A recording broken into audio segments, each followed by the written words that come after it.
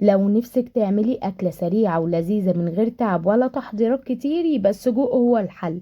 هنحضره مع بعض بطريقة سهلة جدا، هيوفر لك وقت وكمان هيشبع العيلة كلها. صلوا بقى على النبي ويلا بينا. انزلي بقى بشوية زيت وانزلي عليهم بالسجق، وده نص كيلو من السجق. وحاولي بقى ما تكتريش من الدهون بتاعتك اللي هي الزيت، علشان السجق بينزل الدهون بتاعته. واول بقى ما يتشوح معاكي ويقلب للون الذهبي كده المحمر، هنشيله بقى ونحطه في طبق. ما تنسوش بقى تعملوا لي لايك وتشتركوا في القناة وتفعلوا الجرس عشان يوصل لكم كل جديد. انزلي بقى ببصلايه متوسطة مقطعينها جوليان، شوحيه بقى لغاية ما يدبل معاكي. وتكوني بقى مقطعة 6 أو 7 حبات طماطم مقطعينهم مكعبات، لان السجق بيحب الطماطم. هنشوح فيه كده لغاية ما يدبل شوية او يقلل في حجمه يعني. وانزلي عليهم بقى ب3 حبات فلفل اخضر مكعبات، كمان ممكن تحطي عليه قرنين فلفل حراق وده طبعا اختياري. وكمان انزلي عليه بقى بالتوابل، ملح وفلفل اسود وبهارات لحمه وكمان بابريكا. وانزلي عليهم بقى بمعلقه كبيره من الصلصه وقلبيهم كده مع بعض. واول بقى ما ياخدوا غلوتين مع بعض انزلي عليهم بالسجق اللي احنا حمرناه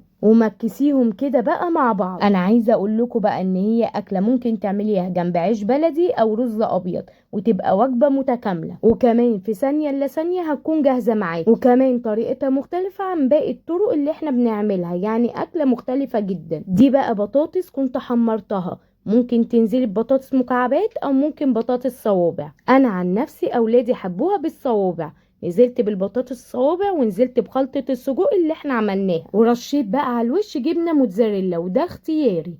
طبعا اكله ما حضرناش فيها كتير وما خدتش ثواني في ايدينا. بعد بقى ما رشينا الجبنه الموتزاريلا دخلناها الفرن، يا دوبك بس تسيح من على الوش والف هنا. ها عزيزي المشاهد، صليتوا على النبي ولا لسه؟ بصوا بقى على الجمال، ولا ريحتها طالعه جنين. هاتي بقى عيش بلدي وحطي فيها السجق والخلطه وكمان البطاطس وخدي احلى قطمه انت تدوقيها في حياتك. عايزه اقول لكم ان هي اكله سريعه ومش مكلفه وتخلصك من الحيره بتاعت كل يوم. ولو جربتوها بالطريقه دي هتدعولي، لان طعمها يوديك في حته تانية خالص. ما تنسوش بقى تقولي لي انتوا عايزين وصفات ايه وتكتبوا لي في التعليقات حاجه تؤجروا عليها.